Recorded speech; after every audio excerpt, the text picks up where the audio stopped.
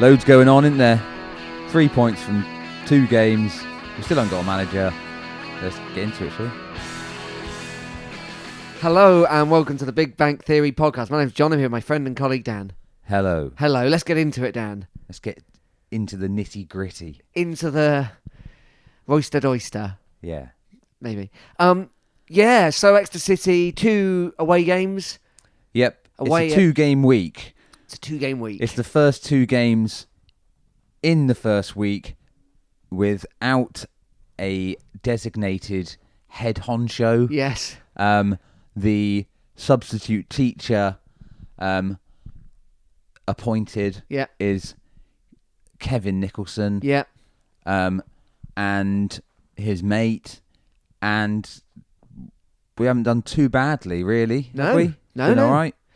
So went up Oakwell, Barnsley, Yorkshire. We're up the Oakwell, as many have. As many have. Not many were there on the You Saturday. ever been up in an oak tree? Don't know. I'm not very good at trees. No? No, I know I've been in some trees, but was it an oak? I think if you'd been in an oak, you'd know about it. Right. Barnsley definitely knew about it when we were up in their oak well. Certainly. So Exeter City come away with 3 points, 2-0 win. Yeah. Double, don't know what the word is. Double Stano? Double Stano. 2 goals for Jay Stansfield. Yeah. Absolutely lovely. Goals. Yes, very well taken. Sort of one at the beginning of the first half, one at the beginning of the second half. Fairly straightforward win that I think not many were expecting. Absolutely. Obviously, Barnsley had a good start to the season. They're a bigger club than they're a very big club. Yeah. But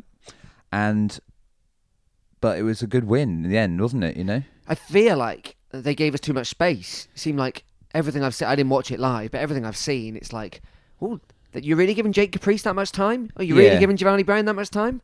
I think they just thought they could do it better than us. Yeah. A slight underestimation, perhaps. Maybe they think, oh, the manager's gone. They haven't got a manager. I don't know, but it was a mistake. It was a mistake. So Collins excellent across both games. I think on the whole, by the way, they're definitely good in this game. Collins played in Nombe.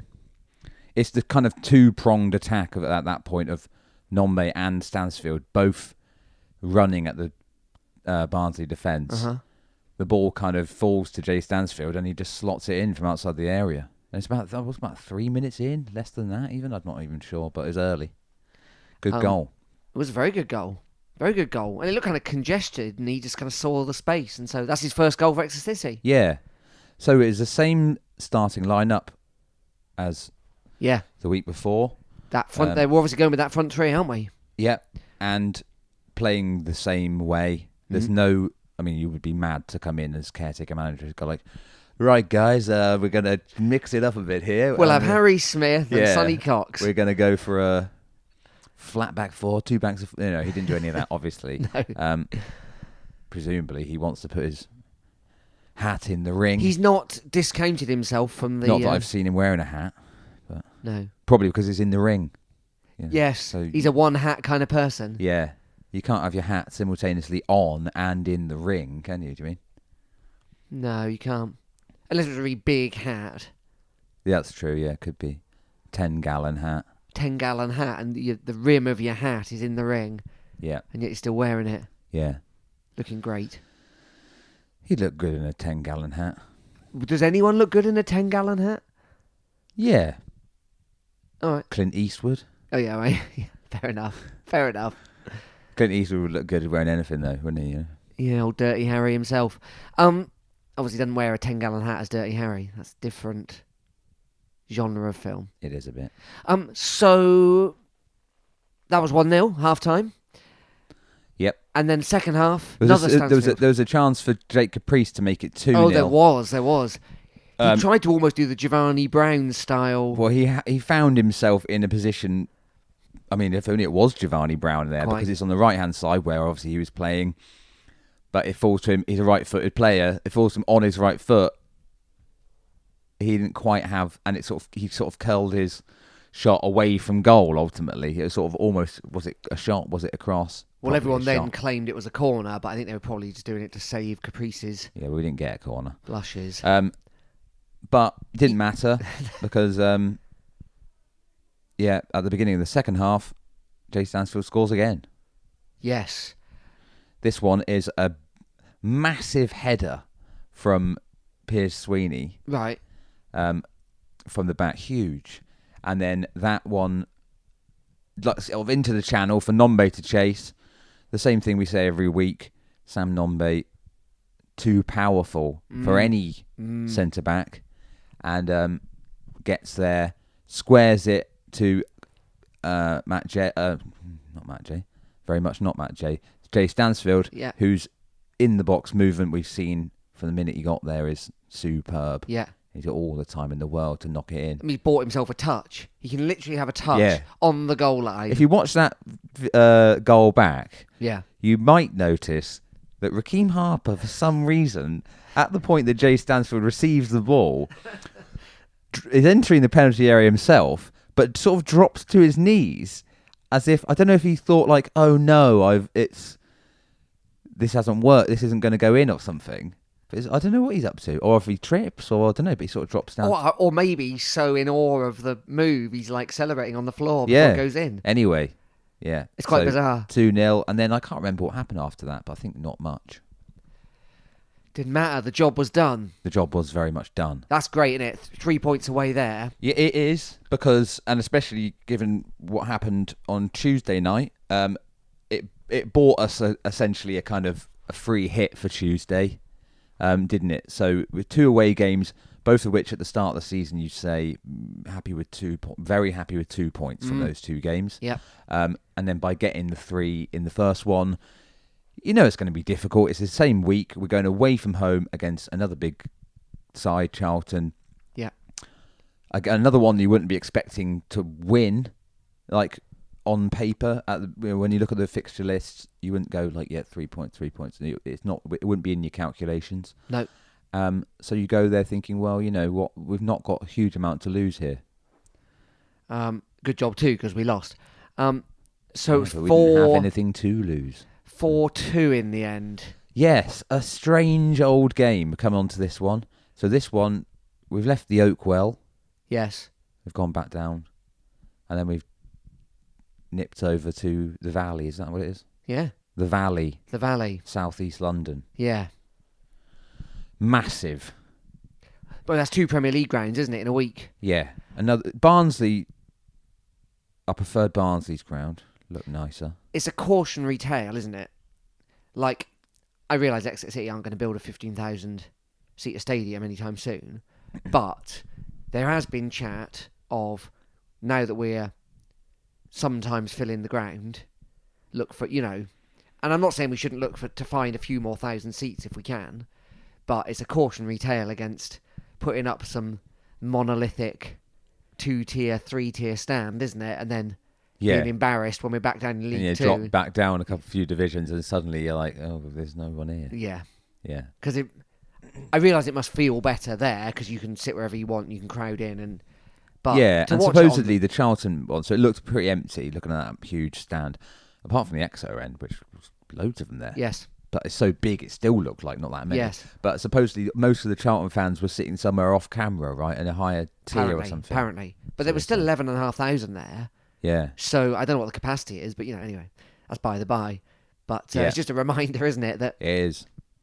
So Kevin Nicholson and John Hill's second match in charge. Yes. Same team again. What are we calling that combo?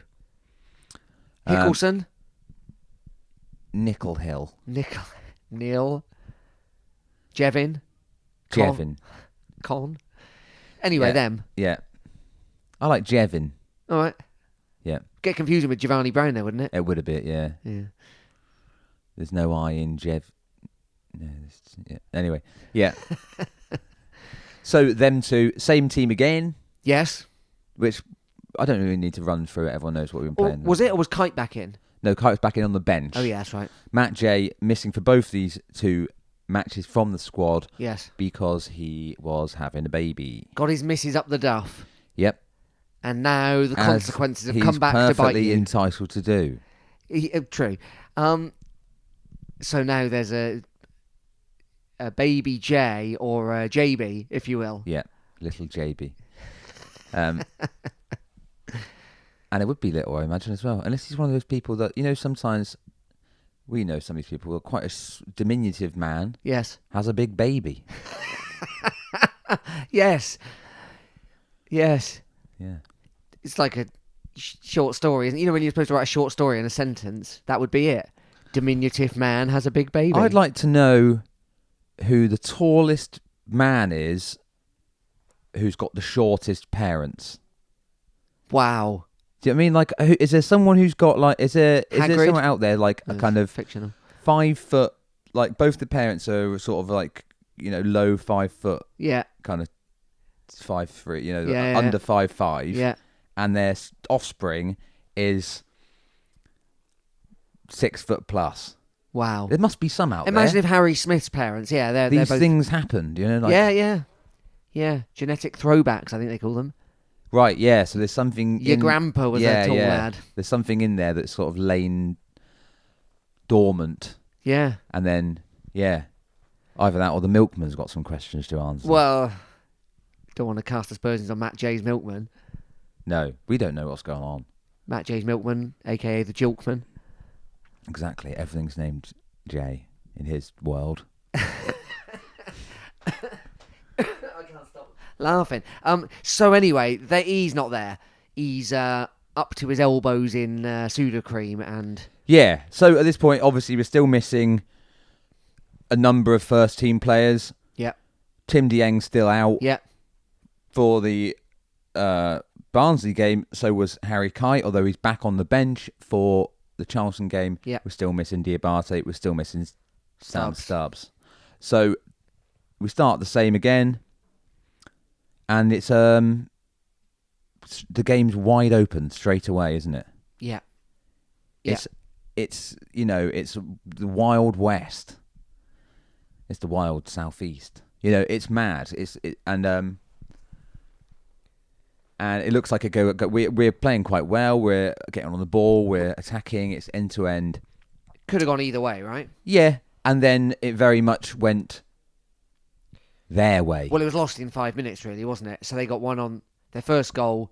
That fella, Leeburn, big lad, isn't he? He's big. He's big and good. I think. Well, I mean, it's a big old mistake basically for 1-0.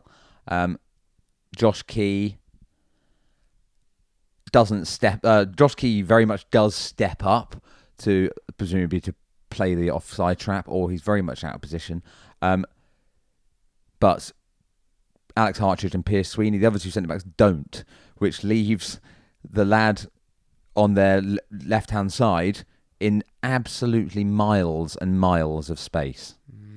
And they go 1-0 up, and it's just, I mean, there's only so much you can ask of somebody who's playing completely out of position to do. And he's been pretty good. He has been, and obviously it is a big mistake, and he very much knew about it, and so did everybody else. But this is going to happen. If you're going to play players out of position, then they're going to make errors. We've seen it before since we've had this injury crisis, and we'll see it again if it carries on. There's rumours that Diabate could be back at the weekend. Come on, check. We need you, son. And that's good. I mean, it's bad in that it's a bone injury, but once he's fixed, isn't he? Have that cortisone injection and get back on the pitch, son. And then 4 minutes later, it's a Hartridge own goal. Yes. Now this is a strange set of circumstances. Jayden Stockley, obviously, is Charlton's captain. Got his face on one of our walls, yeah. He's always, and I don't care if a player does or doesn't celebrate a goal against his old club. Yep. But Jayden Stockley celebrated a goal which he categorically did not score against us, as if he'd scored a goal against us. The goal was almost nothing to do with him. Yeah, he's just near it at the time. I mean, he gets the cross comes in, he gets a flick to it, and then it hits Alex Hartridge, changes direction by about 90 degrees, and then goes in. And you think it, but then Stockley he does celebrate it, fine, but you didn't actually score it, did you, Jaden? So I just thought like, oh, well, he obviously came out wanting to celebrate, didn't he? And he got it.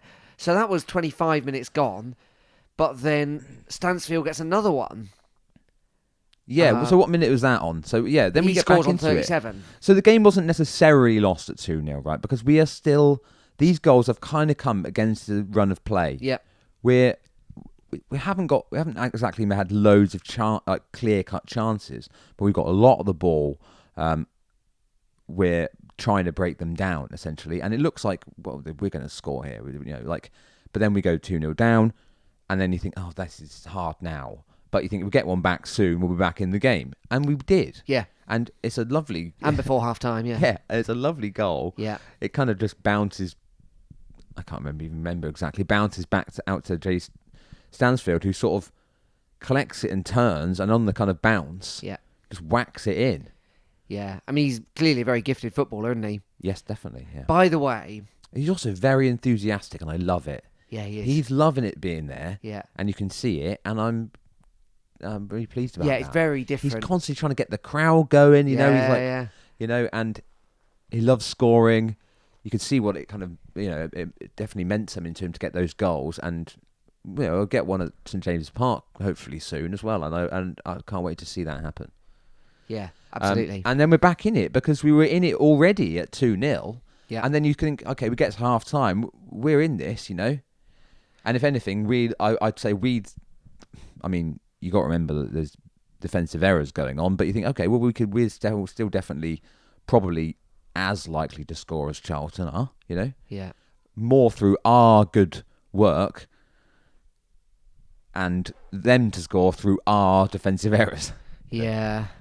Yeah. We were doing everything, both good and bad.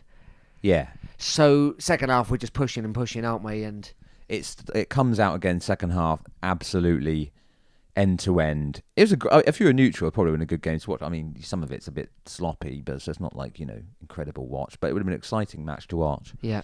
And yeah, we come out and we start exactly how we did the first half, running at them, lots of space. An issue that led up to, I believe it was the third goal. It again is Josh Key. But I don't see this so much as a mistake, more as a kind of like a guy sort of struggling to not play his natural game, which is to carry the ball. So he's frequently finding himself high up the pitch with the ball, but in these central areas where he's more used to having the ball out on the wings. Do you know what I mean? Yeah.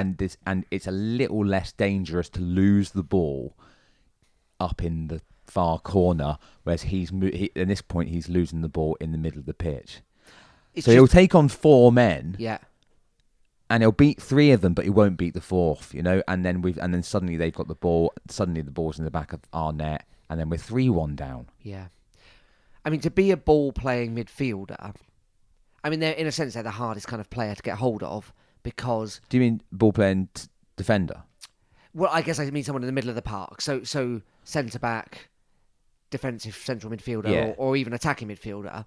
That position, literally by the very nature of it, you've got to be really good at, A, making the passes, but then also you've got to have the awareness because people can come at you from any angle, right? Yeah. That's just how it works. You're thinking, I've got to get this forward, but I've also got to know who's behind me. So that's why Archie Collins, I always think it's mad when people boo at him for passing backwards or across because actually it's very difficult position to play. Now Josh Key, he's and Archie Collins is probably the best at doing that than any Exeter City player I've seen in my life. Absolutely, he's excellent. Now Josh Key has obviously learnt. This isn't a criticism. He's just learnt how to play, and he's always got the knowledge that in front of him is the byline that won't be far away, and to his back and right or back and left, depending on which side he's playing. There's no one coming. There is no one there. So yeah, he knows where he plays normally in the system we do. He knows he can run down the line. Yeah. If you get into trouble and either come into goal or make a cross or something, and if you get into trouble, Sweeney's behind you, pass it back to him, or Collins is coming in from the side. I mean, it's unknown territory. It's unknown territory. So it's very unfortunate. I mean, that's why we would normally play someone there who Yeah. is used to. There it is. We're desperate At this point, we're having to attack. We're trying to overcome this deficit, the 2-1 deficit, and then the 3-1 deficit. So we're pushing forward. Yeah. And then they get another one, and it's like, this is mad. We're not playing. I didn't really buy the thing of we're playing so well, but we're losing 4-1. We were playing okay, and there was elements of the game we were doing well. There was a lot of mistakes. We didn't get enough link up out of the strikers. Giovanni wasn't able to link up with Nombe and Stansfield as well as I would have liked. Yeah. But we do find ourselves suddenly 4-1 down. Yeah. And Which that's done. It's a header. Was that on the header? Anyway, yeah. Anike. Chucks Anike comes on and scores. That's right. And that is very much done. Nombe manages to get a penalty right at the end. Yeah. And falls over in the penalty box. Yeah. He was fouled about 20 times before he got to that one. Yes. So he was just kind of clinging on for the foul. Almost a kind of sympathy penalty, wasn't it, from the ref? But yes. So 4-2. The refs on the whole, the last couple of games haven't caused any huge problems, which is nice to be able to say. Just, something in it. So that's 4-2. So like you said, 3 points from 2 games, 2 difficult away games, not to be sniffed at. Yeah, like overall, that's fine. I mean, like I said, it was a bit of a free hit, the Charlton game. We haven't got a manager. We lost the game essentially because of defensive errors. We know the defence is very much cobbled together. Yeah. It's hardly a surprise that this happened. What is a surprise is we beat Barnsley so convincingly. Yes. So that's not too bad. No. A week on the road against 2 big teams, 3 points. Anyone and their milkman, Matt J, would have taken that beforehand. Indeed. Okay, well, we'll catch up on what that means for us in a second.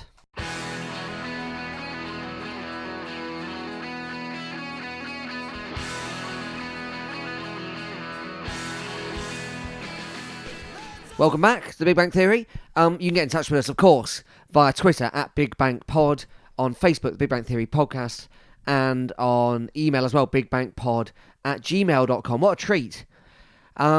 Please do get in touch if you'd like to. So, the backdrop to all of this has been Matt Taylor. Yeah. So when we were right last time he had left. Yes. So it was all around compensation for City. That was the hold-up. The hold-up, apparently. Yeah. So Wayne Carlisle's also gone with him. And City have been given some kind of reparations. There was some sort of suggestion, maybe something to do with, and something to do with stuff Taylor said since. It might be something to do with getting Scott Brown up there as well. But obviously that's complicated because Scott Brown is a player. Yes. And the transfer window's closed. Yes. So I don't know if that's anything to do with it, but he hasn't gone. No. At least currently. Yes. But now Matt Taylor and Wayne Carlisle, they have officially left. Rotherham United. There's a rumour that they've already fallen out with the chairman. Don't know. Spurious, I think, rumour, but I think he is a bit of a fella. Oddball. Right. Their chairman, So Taylor drew his first match and lost his second match. And that's the last we'll say about him. Except to say, I'm sorry to see him go. But there's actually loads more to say about him, but is there? Well, I just mean, so if you look at what's happened at Rotherham, they got this mad chairman or whatever. Apparently, doesn't like spending any money. Yeah, I would imagine that that Taylor going there, he will have agreed, or at least been told, no, you will be able to buy some players. And according to Rotherham fans, I mean, now all I'm getting from all angles, thanks very much, algorithm, is stuff about Rotherham United non-stop. Is it? Because of looking it all up when they're, I remember having a couple of years ago when we were trying to work out if Joel Randall was going to go to Peterborough, and then suddenly my phone just thinks, well, this person is clearly a Peterborough fan, so I'm going to give him all of the Peterborough information that I possibly can. Yeah, I still get that. I still get Peterborough shirts advertised. Just so much Peterborough stuff. And I was like, I don't even care that much. Joel Randall went. Anyway, now it's going to be Rotherham. Lucky. Yeah. Anyway, so they need a striker. Yeah. This is what they are all saying. Right. Where's Matt Taylor going to come for a striker in January? Maybe to his old mates at Exeter City. Right. I think he'd rather have Nombe Yeah. than Brown, Right. because Nombe's more of an out-and-out striker. He'll score goals, he gets assists, he brings other players in, gets the Right. best out of other players. Right. I have no idea what Nombe's contract situation is. No. If we've got him under a good contract, maybe that's unlikely, because perhaps if the Rotherham chairman's unwilling to spend money, Yeah. then we might, we are in a position where if enough money gets offered, these players go. So, but maybe that's not the case. I just don't know what Nombe's contract situation is. I mean, I'm not that worried about that. I'll tell you why. He's unproven at championship level, Nombe. He's hardly played up there. When we were in League Two, I thought, well, he won't stay here. I don't know. It doesn't seem, because Matt Taylor's he's not Tisdale, where he's just like, oh, I only know the players I previously worked with. He's surprised us all with people he's brought in with no obvious connection. He's obviously good at scouting, good at keeping his ear to the ground. I'd be surprised if he came in wholesale for all of them. I think probably a better chance is if they stay in the Championship, he gets Stansfield next year. Do you know what I mean? Yeah. I think that's the kind of person they need. I don't know much about Rotherham, but I know they don't want to get relegated out of the Championship. So yeah. We'll see. Although, Sam Nombe on his day, I think, you could do a lot worse than the strengths he's got. Maybe that's not the answer. Don't know enough about Rotherham, despite the bombardment of information I've now been given. Yeah. I don't know enough about him to know if he's the kind of player they need. I just heard they needed a striker. I wonder if we're buying into is it PTSD? Post-Tisdale shock? Yeah, maybe. We're thinking, well, that's what all managers do. Actually, that's what Tisdale did. Literally ripped the heart out of our club, our playing team. Well, and maybe I'm exaggerating. I've forgotten now who even left. But, he took a big old chunk. Robbie Simpson. Yeah. Come back, Rob. So, yeah, I don't know. That's not keeping me awake at night. Okay. Yeah, I mean, we who knows? We can't say. I hope Taylor does all right. Just on a personal level, he was really good for us. Yeah, I hope he's not sacked by Christmas or whatever, Yeah. There was a little part of me when they drew and lost, was a bit like, I quite liked it. I don't know, I can't help it.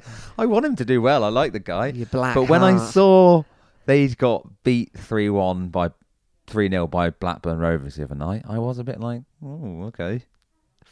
But anyway. You heard it here first, listeners. Sorry, anyway, Matt.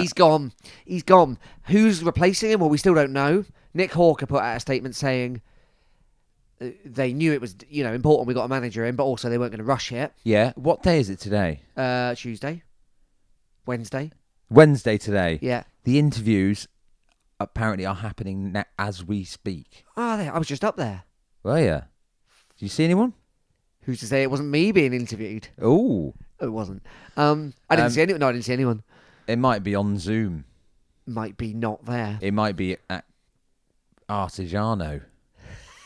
They wouldn't do it there in the middle of town, would they? You wouldn't know Tisdale's there with Where a would you do it? holes cut Where out would of you his do it? newspaper looking over. Secretly. Secretly, you'd go somewhere that wasn't in Exeter, I'd imagine. Yeah. Woodbury. You go to Woodbury Park. Woodbury Park. Have that fellow with one hand cook you a nice dinner. Does he work at Woodbury Park? Dunno. Michael Caines. My name is Michael Caines. Yeah. And I'm very, very upset about... okay. Yeah, Michael Caine from Birmingham there, everyone. My name is Michael Caine. I don't actually know where this Michael Caines is even from. Columpton. Is he? Yeah. He's from Columpton. Yeah. And he's got one hand. Yeah. And he's a chef. Yeah. What a guy. Wow. Talk about working against all the odds. Yeah. Anyway, that's interesting. So the rumours are... But the rumours are based on nothing apart from who's available, we had the other day, aren't they? David Artell. So David Artell. Yeah. Artell. Yeah. David Artell. Yes. He's sort of bookie's favourite, but I think that's sort of like skewed by bets, right? Yeah, I believe or at so. least that could be the case, I mean, it's a fairly limited pool. If we're guessing, which people are, and you look around and you say, well, who hasn't got a job but who might be worth giving a job? Yeah. There's not that many on the list, are there? No, yeah, So, totally. I mean, if you look down the betting list, you get to like fairly quickly to like Michael Carrick or Robbie Fowler, and you just think, well, it's not going to be them, is it? no. Although we did have Alan Ball once, which was remarkable at the time, wasn't it? Yeah, yeah. So But maybe, obviously times have changed a lot. Like, we're not getting, like, who's recently retired from England. like, I'd be surprised if Michael Carrick is the next Exeter City manager. Personally, I'd be amazed.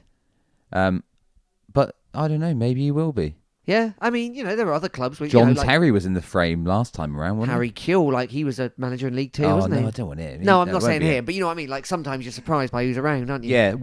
So it's hard to formulate any opinions around anything. Because it was all Kev nonsense. Nicholson seems like a good bloke. Yeah, I mean, we've only had 2 matches to see evidence of, and I don't think you can't really go on that. well, I think it's Taylor's team Yeah. playing in Taylor's way. He doesn't really have any experience he doesn't have any experience at this level.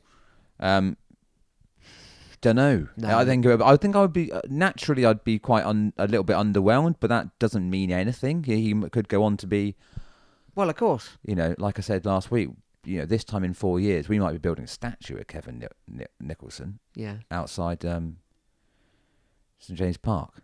Yeah. You don't know. I don't know. Yeah. I mean, it seems unlikely given we know a bit of statue of anyone else, but Yeah, but he might get us in the Prem or something. if he got us in the Premier League, would it get him a statue? Yeah. Only later. Maybe a bit later, yeah, but it would get that, surely. We don't seem like a statue kind Maybe of club. not. Well, are we not a statue? We haven't got any statues at the minute. No. Didn't Geller want to get a statue of... No, that was when. Well, I don't know. Don't know what you're thinking of, but don't forget that Mohammed Al Fayed got a colour statue of Michael Jackson. Yeah, I know outside that, but didn't he want Cricket one? Wasn't there some talk of there being one at a Michael Jackson one down here as well? Lodge? Really? Colour. That was funny, wasn't it? I mean, that was It's not there anymore. no, it wasn't there very long. Full colour. That was my MySpace profile photo for a Was while. it? Yeah, was it? Wow. I know. Wow, what was I thinking? But anyway, carry on. Yeah, we don't know. So if they interview today Yeah. and it's someone who's not got a club, obviously that'd be fairly quick. Yeah. If they interview today and it's someone who has got a club, because I heard Nick Hawker saying, or Taggy, part of the reason we get compensation is because we'll probably have to give compensation to someone else. Yeah, of course. Of course. So it's out of the budget. You know, I'm sure they budget correctly and all that, but it obviously helps the budget for doing that. So if it's someone who, I don't know, is it a League Two club, we then go there, don't we, and say, oh, look, we'd really like to have thingy. Can we speak to the manager, please? Can we? Taggy turns up with that Karen hair. You know, they call it that. What's Karen hair? Or like, I think it's called "Can I speak to the manager, please?" hair. You know, like it's sort of like a bit of a Sharon Osbourne. Got a haircut. Okay. Oh, yeah, They yeah. call yeah, that yeah. "Can I speak to the Yeah. Can I speak to the manager?" Straightened and dyed. Yeah, And and a bit trimmed. sort of Yeah, flicked spiky up at the back, maybe. Yeah, and then so Taggy turns up like with his hair like that, and says, Seems "Can you unlikely. speak to the manager, please?" And they say either yes or no. No, they depending say on- then. Yeah, they say yes. You can speak to the manager. You say that your manager's applied for our job. Is it now okay to speak to him about offering him the job? And they would say, yeah, but it'll cost you. Yeah, And Taggy says, that's fine. And it goes from there, I guess. I guess so. So yeah. it could still take a few more days. Oh, it could be a while. Yeah. Well, Obviously we might interview and not appoint anyone. Yeah, so I imagine we're not going to be. There's no one going to be in place by the weekend, is there? No, but there might be someone there keeping an eye on it at the weekend. Yeah, could be. Yeah. So everyone, keep your eyes peeled. I wonder if anyone saw anyone at Charlton. Imagine if you just spotted him on the big bank. Oh, look, there's David Arsell. I wouldn't know if I saw him. Right, he's playing the drum. I'd know Michael Carrick. Like, did anyone see anyone at Charlton last night? Because I'd go. Wouldn't you? If you had an interview today, you'd go to the match last night, wouldn't you? Yeah, but you might watch it on iFollow. You might. I'm sure they give you a voucher. But they tried to give Sweeney a voucher and he couldn't work it out. Can you give iFollow vouchers as Christmas presents? Oh, well, your birthday's coming up, so it's Oh, something to consider. don't. You're too good to me. I am too good to you. I'd be at the. I go to the iFollow shop Yeah. and stand near the checkout and try and flog it for cash to someone who's definitely already buying something. Do you ever Yes, do that clever, when you're yeah. a kid? Yeah, yeah, yeah. Your nan gives you a Boots voucher. Oh, no, and you gutted. think, well, I could buy something in Boots, but this isn't very exciting. I'd were rather you spend it thinking, on Nan? some tinnies or, something else. So you stand by the checkout and you go, excuse me, do you want to buy my voucher? And then We're getting a window. We're getting an insight here, listeners, into Dan's youth. I've done it many times. Fair enough. And then if they're just going, well, yeah, I'm buying this anyway, so I might as well. Here you go. And then you might cut a little deal. Tell you what, I'll give you £9 for that £10 voucher. Clever. So they've saved a quid on there. That's the wheeler and brawn dealer shaver. in people. Some people might be willing to pay face value. Hey, listen to this.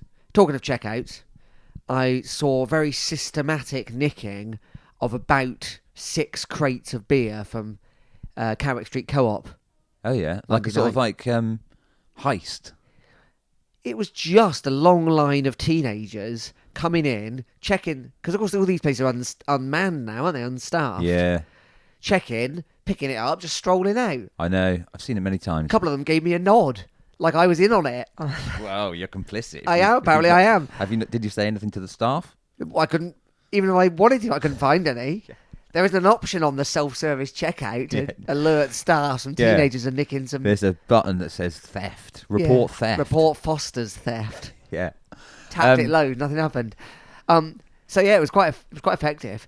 And they Reminded didn't me. leave any vouchers behind in Don't think exchange so. for those beers. No, they just wrote a ransom note. Hmm. Reminds me of the time I saw probably the most effective thievery when Sports Direct was in the middle of the Guildhall, Yeah. which is now the Lebanese place. Yeah. And I saw some college kids, and there was a basket of rugby balls within the door of the shop. Yeah, in like a basket. In a basket. Yeah. I And remember. honestly, they played about 10 very quick passes out to their mate who stood outside Smith's. Brilliant. Off they went. Did they go through Smiths and out the other end? I don't know. I didn't. Once again, I didn't want to be fingered. Yeah. No, don't blame you. Yeah, that could work though, couldn't it? You got multiple escape routes from there, and they must have lost all sorts of Oh, surely. stuff from Sports Surely. Direct. But You know, it also, Mike Ashley used to be a really nice, generous guy, and he became more and more embittered because kept getting robbed off. he kept getting robbed off. Yeah. And now look what happened. Yeah, I'd like to see that. Yeah, you sort of like you chuck 2 rugby balls out. One peels off down the Guildhall slope towards Yeah. Sainsbury's. Sainsbury's. The guy selling the and leather bags. Leatherman. Yeah. The other one goes off through WH Smith's. Yeah, nice. The third man Or woman. cuts to the left, back through the main drag of the Guildhall and out onto Queen Street. Yeah. And, security, Guildhall security might catch 1, he might catch 2. They won't catch 3. Either way, you got yourself a shiny new rugby ball. You all reconvene down Sandy Park. Tony Rowe opens up his jacket and pays you a shiny penny. Yeah. Job done. Thanks, boys. Thanks, boys. Yeah. He is a bit like Fagin, isn't he? I don't know who he is. He's that guy. The man who you can always count on for a quid if you deliver him a rugby ball. So anyway, we don't know who's going to be the new manager. No, we've got no idea. No idea But at all. by the time the next podcast comes out, I'm expecting to have some more Do you of an think so? idea. In a week's time, we We'll might know. definitely know a bit more by then, won't we? Hope so. Yeah, I'd hope so. You'd hope so. Yes. Anyway, on Saturday, where we may still be managerless, or we may be under the charge of a caretaker, it's Oxford United Oxford United at home. at home. Yep. So, How are they getting on? well, Dan. More boffins. Yeah, all the boffins are on it, but do you know what they can't do? Work out how to score. Okay. So, just for comparison, Exeter City, high scorers in the league. Not highest, but high. 22 goals scored this season. To give you other numbers, Ipswich have had 27, Argyle 24, Wednesday and Peterborough 25. Do you know how many Oxford have scored? 9. Wow. 9 in 11 games. I mean, they've only conceded 12, that's true. Okay. But they've lost 9 games so far. They've lost 9 games. No, sorry, my mistake. They've lost 6 games and Okay. only scored 9. Still quite bad. Pretty So where are bad. they in the league? 20th. Okay, so this one is one on that you look at and you go like, okay, there should be 3 points. Should be the 3 points. Yeah. With the way our strikers are playing. Yeah. Maybe rumours of Diabate back. Oh, I hope so. Because you've got Sweeney, Diabate, Hartridge. I know it's not exactly first choice, but it's almost first choice. If not, maybe first choice. Oh, that's the lineup of centre backs that got us back on track last season. Yeah. And then sort of Stubbs came in to take over to, the last bit. But that's solid. That's so hopefully solid. we'll see. So hopefully he is, and if not, Josh Key has made a couple of mistakes in that Charlton game and in previous ones, but he's also put in some very good performances in that position. Yeah, absolutely. Hartridge just started carrying the ball out of defence like something wicked as well, hasn't he? Yeah, he's taking players on.